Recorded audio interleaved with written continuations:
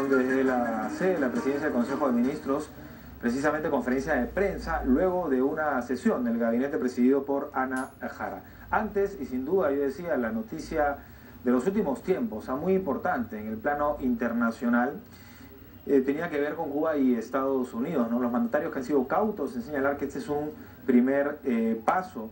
Dicho sea de paso, en el año 2009 ya se veían algunos gestos por parte de Barack Obama de flexibilizar, por ejemplo, algunas restricciones sobre Cuba, como los viajes estadounidenses cubanos o el envío de remesas a la isla. Pero esto se detuvo precisamente con el arresto y la condena del agente Gross. Esto pues estancó el proceso de acercamiento entre Washington y La Habana, que ha sido retomado hoy. Para hablar del tema nos acompaña Miguel Ángel Rodríguez Mackey, que es internacionalista. Miguel Ángel, bienvenido. Muy buenas tardes. A mí particularmente, o a nosotros, creo que nos toma por sorpresa, ¿no? Aunque esto ya se estaba dando, ya se estaba gestando. Dice incluso el propio Raúl Castro hoy que o agradece al Papa Francisco. Sí, fíjate Nicolás, hoy todo el mundo ha sido gratamente sorprendido por esta noticia importante para Cuba y para Estados Unidos, porque es el trabajo diplomático, Nicolás. El trabajo diplomático son canales hacia adentro que normalmente se descubren solamente cuando se logran cosas concretas. Muy reservado, digamos. Muy reservado. Ese es el verdadero canal diplomático. Y tú muy bien has dicho, la figura del Papa Francisco ha sido importante, lo han reconocido públicamente el propio Raúl Castro, y creo que se está llegando a un momento, un gran punto de quiebre en la relación.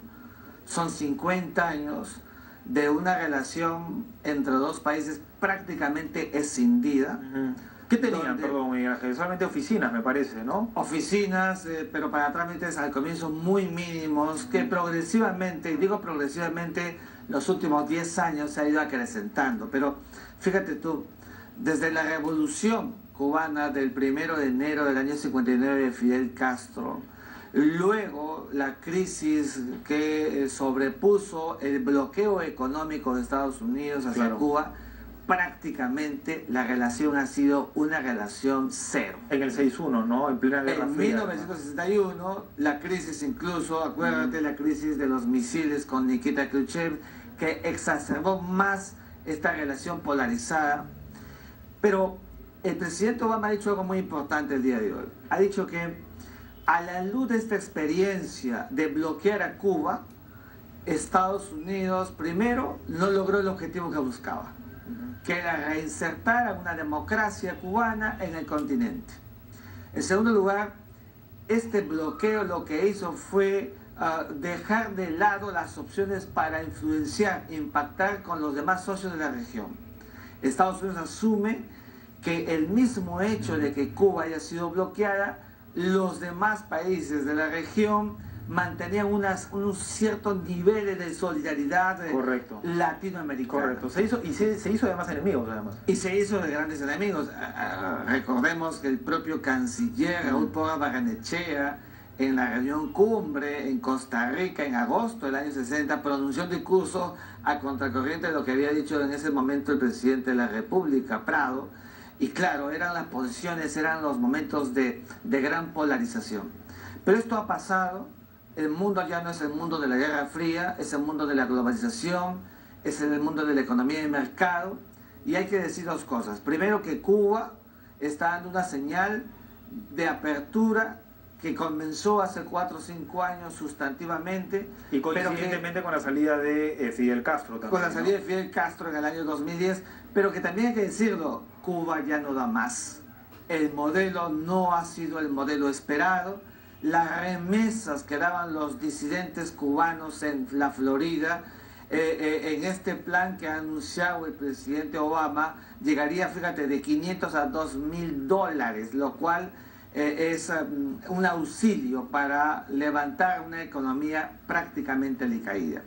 Pero además está el hecho de que Estados Unidos, desde el otro lado, con un presidente que acaba de dar medidas en el tema migratorio, pero que al mismo tiempo ha sido sacudido a Estados Unidos por el tema de la CIA y los asuntos relativos a las torturas en las cárceles. De Guantánamo. Y entonces esto viene como también a limpiar un poco esa imagen de A los Estados humanizar, Unidos, humanizarlo. Y entonces esto es bueno. Creo que será importante para Cuba y para Estados Unidos que en este plan de acercamiento realmente concreten lo esperado, que se plasme las embajadas, porque fíjate, cuando las embajadas nuevamente se reaperturan, se reabren, esta es la verdadera señal Claro. de que los países están en el camino acordado, en el camino señalado. Creo que Raúl Castro está haciendo lo que había dicho Juan Pablo II, y es el tenor del propio Papa Francisco, cuando dijo que Cuba se abriera al mundo y que el mundo se abriera a Cuba. Y es que Cuba está dando señales, y Estados Unidos también, para que se pueda recrear una situación que ya iba a colapsar, tanto para Cuba como para el propio Estados Unidos en su relación hemisférica y también en su relación multilateral. Estados Unidos no es hoy el Estados Unidos unipolar de hace 30, 40 años. Correcto. Hoy es un Estado que tiene que tener una relación multilateralizada con los demás países de la región, con los demás países del mundo, y quiere dar señales que no es solamente un país de pura fuerza militar, de pura economía, sino que flexibiliza sus relaciones, y hasta eso está apuntando esta relación Ahora con ya Cuba. me hace recordar esta clásica frase que no tengo amigos, tengo intereses, ¿no? ¿Qué Claro. está detrás de todo esto? Porque ciertamente no eran tan restrictas, digamos. Hay relaciones comerciales hoy. Fíjate, Cuba tiene un sueldo mínimo de $11, Nicolás. La gente en Cuba está prácticamente colapsada. Los disidentes cubanos, que fueron muchos en el pasado y que por las restricciones coactivas y coercitivas del régimen realmente han ido empezando a socavar y a minar. El gobierno cubano es consciente que con la economía que apostó no puede mantener una brecha fiscal como la que tiene hoy día de hoy Cuba. Las tarjetas de crédito, los turistas cuando van a la isla quieren usarlas, no pueden, y eso merma también a los propios cubanos que necesitan y quieren el influjo de esta presencia de los foráneos para poder revertir la grave situación económica. La Entonces, cosa está muy difícil. Bueno, y hay que sumarle la situación hoy de Rusia con un rublo por el suelo, ¿no? Y con un petróleo también, estos precios que afectan mucho a Venezuela, que era el otro país que ayudaba a Cuba, ¿no? Y una situación exactamente, una situación muy grave, porque el principal estado que ha abastecido a Cuba por tanto tiempo, que es Venezuela, y esta suerte de eco que se produce por la crisis del petróleo a la que te refieres, impacta y negativamente. Terriblemente. Ahora yo entiendo, digamos, el interés de Cuba, ¿no? Sí. Está clarísimo, porque además, cuando asume Raúl Castro, ¿no? El cargo de su hermano, ya mostraba el gesto de acercamiento. Y esa ¿cierto? es la gran diferencia entre Fidel Castro, un Fidel Castro recalcitrante, con un solo discurso, revolucionario, vestido siempre de militar, frente a un Raúl Castro que ha venido dando signos y señales. No lo vamos a ver seguramente a Fidel Castro porque va a querer seguir manteniendo esa figura del guerrillero. No va a dar su brazo a torcer. No va a dar su brazo a torcer, pero Cuba necesita y requiere de estas sinergias. Y Estados Unidos y Cuba, fíjate, ve, geopolíticamente, geodinámicamente están pero tan cerca. Esa es la respuesta a mi pregunta. ¿Ese es el interés de Estados Unidos? Yo creo que sí. Yo creo que el interés comercial, de desarrollo, yo creo de que crecimiento. Estados Unidos se ha dado cuenta que Cuba cumple un rol fundamental en la región. Fíjate, el CELAC ha sido armado y armonizado por Cuba. Es el eje, digamos. Es el eje.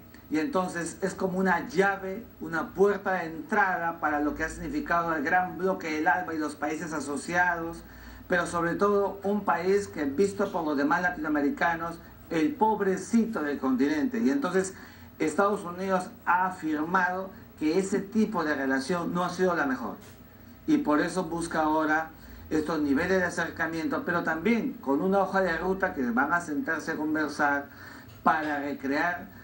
Fíjate, a una Cuba que puedan tener los cubanos internet. Nicolás, no tienen internet, que fue la razón justamente por la cual Alan Groff fue detenido en el año 2009. Y entonces queremos que haya una relación como la hubo en el pasado, antes de la revolución. una relación entre un Estados Unidos democrático y una Cuba que también en el camino, en el tiempo, tienda a este fin ontológico de los estados, que es la democratización. Conversábamos detrás de cámaras, ¿no? Y realmente recordando, nunca creo que ningún presidente de Estados Unidos, salvo Bill Clinton, por ahí a un amago, había logrado llegar tan cerca. Ninguno había logrado este nivel de acercamiento. 53 años. 53 años, este nivel de discurso, Nicolás, creo que es un paso sustantivo. Siempre, hay que decirlo, estuvo en la mira de los planteamientos del presidente Obama, pero que justamente por la detención de Alan Groves, esto prácticamente se congeló. Se congeló. Sin embargo, tengo la impresión, Miguel Ángel, que Fidel Castro, y no digo Raúl, digo Fidel Castro, desde un comienzo tuvo afinidad con Barack Obama, me parece. No sé si por esto o por un tema más ideológico, socialista, no sé. Tú dices muy bien, hay un gran filósofo de la geopolítica, se llama Emilio Durkheim, y él dice que es muy importante las químicas, los encuentros, ciertos niveles de afinidad, ¿no? La coincidencia que coadyuvan a mejorar los clímax entre los estados. Creo que eso ha pasado, y creo que Raúl Castro ahora tiene una gran responsabilidad, ¿no es cierto?, de llevar adelante todo un proyecto para que en Cuba pueda llegar la modernidad. Dentro del plan está en que va a haber apoyo de asesores empresariales para que otra vez en Cuba vuelvan a recrearse los procesos productivos que fueron dejados de lado.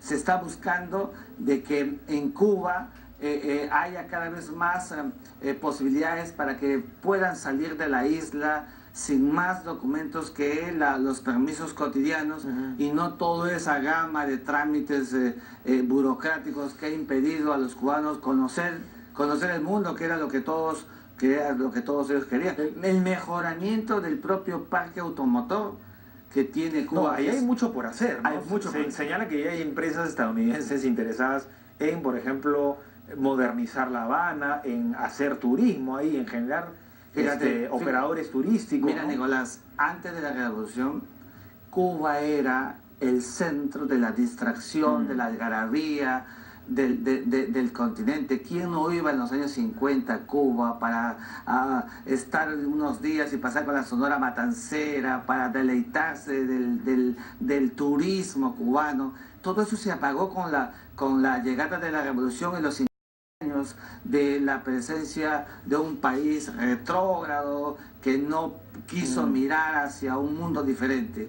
Esa es la esperanza el día de hoy, de que realmente con el siglo XXI una Cuba mucho más expedita a la nueva realidad internacional, y también un Estados Unidos que se adecue y que no solamente piense que en el manejo internacional el acto coactivo, la fuerza, ¿no es cierto?, la coerción, son los mecanismos para llevar adelante las relaciones bilaterales. Claro. El entendimiento, el diálogo, Nicolás, y creo que eso es lo que se está comenzando a hacer ahora. Geopolíticamente hablando, si uno ve el panorama hoy con una Rusia muy golpeada por las sanciones y muy golpeada por la baja del rublo y muy golpeada por el precio del petróleo, Corea del Norte un poco dormido, Irán no con Ahmadinejad, ¿no?, con un presidente un poco más conservador, el tema nuclear ha pasado ya a segundo plano. Es como que Estados Unidos retoma la hegemonía, ¿no?, después de la crisis económica que lo tuvo como protagonista, y ahora controlado Cuba y controlado Venezuela sin Chávez, y también con un precio de Venezuela, del petróleo muy decaído. Es como que retoma ese protagonismo, ¿no? Yo creo que Estados Unidos está en un espacio en estos momentos importante, ¿no es cierto? Hay que ver los niveles discrecionales que tiene también la China, que está expectante, siempre mirando. Perdón, antes que me olvide, y el Estado Islámico de alguna manera controlado, más o menos controlado. Más o menos controlado, aunque es, digamos, la gran amenaza del año 2014.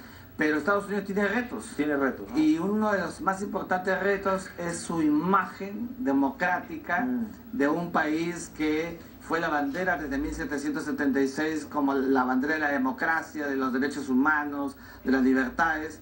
Hoy las tiene que materializar con estos gestos tolerantes, recíprocos con Cuba, ¿no es cierto? Recuerda lo que pasó justamente con los presos en las cárceles estadounidenses, que a la opinión pública le ha llamado mucho la atención, por la falta de ejercicio de derechos humanos. Entonces creo que hay una nueva mirada del presidente Obama y creo que si esto articula y si esto realmente prende en el mejor sentido de las buenas voluntades del presidente Obama como el presidente Raúl Castro, Obama podría crear todo un contexto, y hablo ya en términos políticos, Nicolás, para quien podría ser la próxima candidata antes de los Estados Unidos hacia la presidencia. Antes de hablar de ese tema que me parece sabroso, como se dice, ¿no? Cuando se hablan de estrategias políticas, recordaba el tema de Prado, ¿no? El embajador Porras Barnechea. Y el presidente Humala hoy ha sido, digamos, ha reaccionado rápido a la noticia también, ¿no? Ha declarado, ¿no? Y él ha saludado precisamente la reapertura del diálogo entre Cuba y Estados Unidos. No sé, señor director, si vamos a poder escucharlo para luego comentar con Miguel Ángel Rodríguez. Y, en fin, ha calificado el hecho como histórico y de suma relevancia, sobre todo para la unión de los países en América Latina. Vamos a escuchar.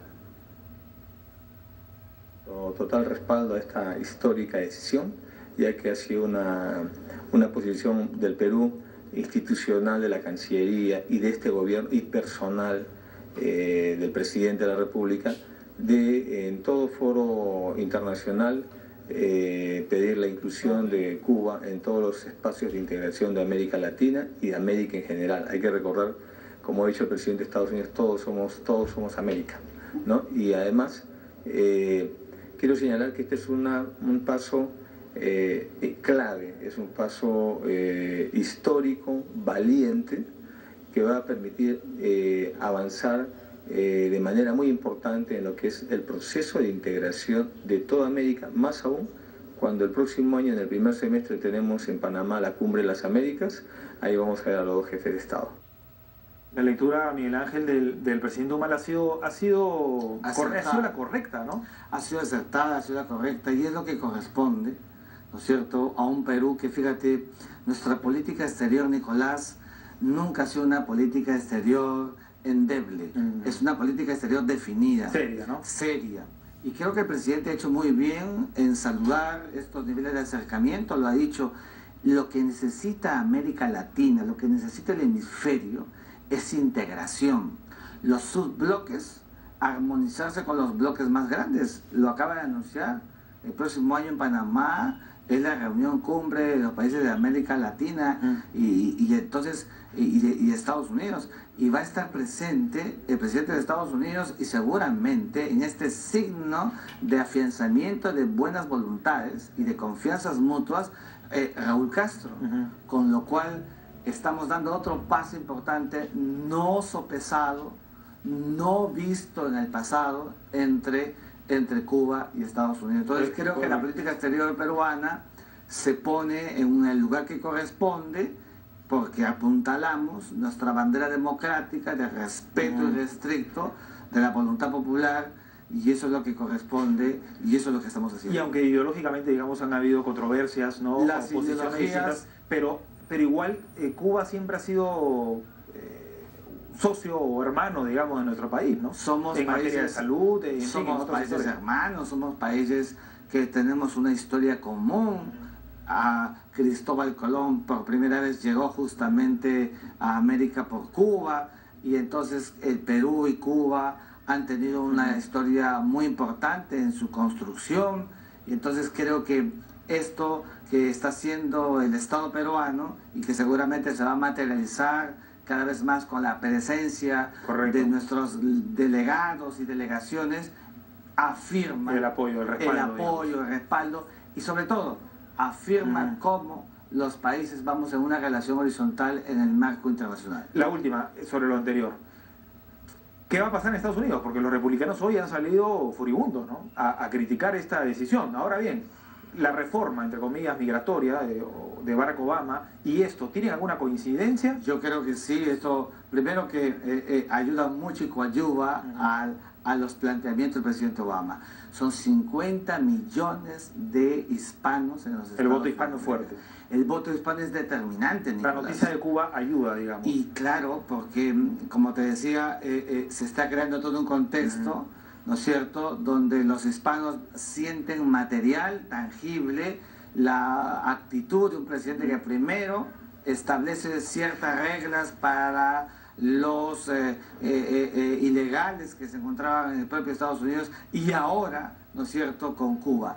Esto ayuda mucho, le da márgenes de confianza y seguramente prepara un mejor camino para Hillary Clinton, que parece va a ser la candidata natural de los demócratas a la presidencia. ¿Es un golpe entonces para republicanos? Ya políticamente hablando, digamos, hay ese juego, hay ese cálculo político en Barack Obama que políticamente él, digamos, ya desaparecería, digamos. En la teoría del poder, todos los actos que hagan los gobiernos, los presidentes, tienen su cuota política. Entonces no debemos exonerarnos, aún con todo lo importante y bueno que significa para Estados Unidos y para Cuba, en esto que hemos venido hablando, tiene su cuota política y es un rédito, un gol a favor del presidente Obama, seguramente en las estrategias políticas que tengan hacia adelante. Qué curioso, ¿no? Qué curioso realmente que haya sido Barack Obama y que haya tomado esta decisión, ¿no? Bueno, claro, los conservadores están en la vereda del frente, ¿no? Pero recuerda que el presidente Obama ha perdido el Congreso y entonces necesita un espacio político que ya no lo encuentra al interior del Senado o la Cámara de Representantes, sino en la propia opinión pública estadounidense, que es lo que necesita finalmente traducido de aquí a 2 años más en votos de cara a las próximas elecciones. Es verdad. El desempleo está cediendo, las cifras económicas también. Sin duda se vienen buenos tiempos para Estados Unidos, aparentemente, ¿no? Según se ve en el panorama. Gracias, Miguel Ángel. Muy amable. Seguramente el tiempo nos dará más por conversar, más temas por conversar. Miguel Ángel Rodríguez Mackey, internacionalista. A propósito...